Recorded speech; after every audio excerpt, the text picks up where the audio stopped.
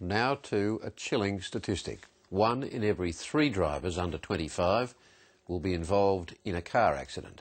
While most will walk away from the crash, health workers say the statistics don't tell the full story. For far too many, survival often comes at a horrific cost, with permanent brain damage the most common and devastating injury of all. Over the next 3 days, more than 12,000 high school students will gather at Sydney's Homebush Acer Arena to hear first-person accounts from young adults whose lives were changed forever by bad driving or just bad luck on the road. Deborah Cornwall reports. Sit. Good times. You ready? Ready? Catch! I can't remember the accident. I got post-traumatic amnesia, which means that you are basically like a human goldfish. You remember 3 seconds, then after 3 seconds, your memory gets wiped and it starts again fresh. It's now 4 years since 24-year-old Jared Ingram sped off in his ute after an argument with his girlfriend, losing control on a wet country road. Rushed to Sydney's Westmead Hospital, his head injuries were so severe, doctors at first declared him brain dead. When he opened his eyes, there was no one there. He couldn't talk, he was totally blind, could not sit up, couldn't hold his head up, just sat head down and dribbled. That's it. Almost. That Jared can function at all is remarkable, a testament to the Westmead Hospital's brain injury unit, where half its patients are young people, most of them car crash victims. You on white telly? But Jared will never get his old life back.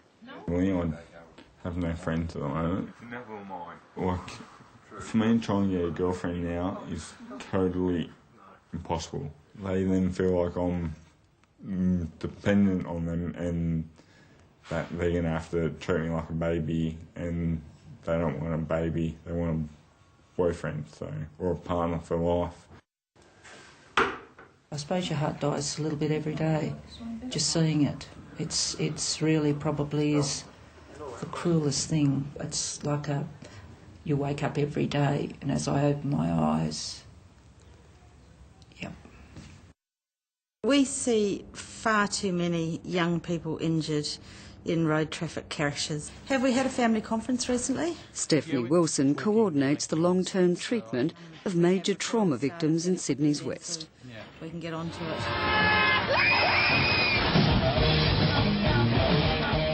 She says despite 3 decades of scare campaigns targeting young people, 1 in every 3 patients she sees are drivers under 25.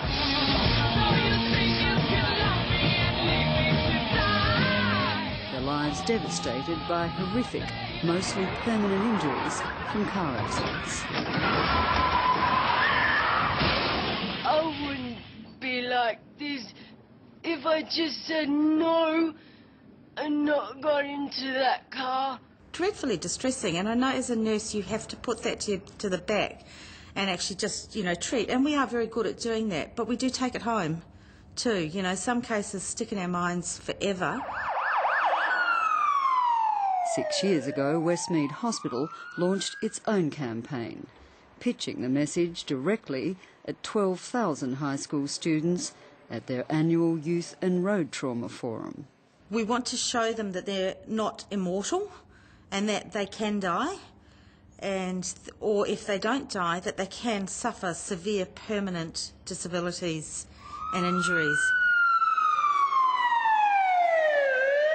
The hope is the forum will reach teenagers in a way advertising campaigns can't, using shock and awe scenarios and the real-life stories of car crash survivors like Jared. I go for a drive with my mates, and occasionally do a bout or a doughy, but I always thought I could control my vehicle. We all thought it was a bit of a laugh. I suppose now, looking back at it, I was probably a bit of a... I didn't actually hit my head on anything. My brain just hit the back of my skull and then bounced off there and bounced off the front and just did that for a bit. 27-year-old Naomi Deck is a former maternity nurse who suffered critical injuries including brain damage just driving to work. Despite a spectacular recovery, she can no longer work as a nurse and her injuries are for life. I need to really concentrate on my walk. I can walk well for a few minutes, but then my foot turns in and starts dragging. Then I've got ongoing back issues. So even though the bone's healed, the muscles are still on guard. Then also my memory isn't brilliant. I still fatigue easily. That is the reality, that your life isn't going to be the same. It can't be the same again after such a trauma. It's a message that seemed to hit the mark today. Just to see the total bad impact of it is really hectic. It's really touching, kind of gave me kind of shivers. It was very eye-opening. So didn't think it'd be as heavy as it is, sort of thing. Yeah, I do have my licence now, and yeah, it's definitely going to make me think twice when I'm driving. Make sure I'm under the speed limit and everything. For Naomi and Jared, sharing their stories has been a perverse sort of therapy. The reason that I give these talks and talk to people is I think if I change how one person drives their car so that they don't have this injury, do it every day, happily. I never thought this would happen to me. I'd get away with it. It turned out I didn't.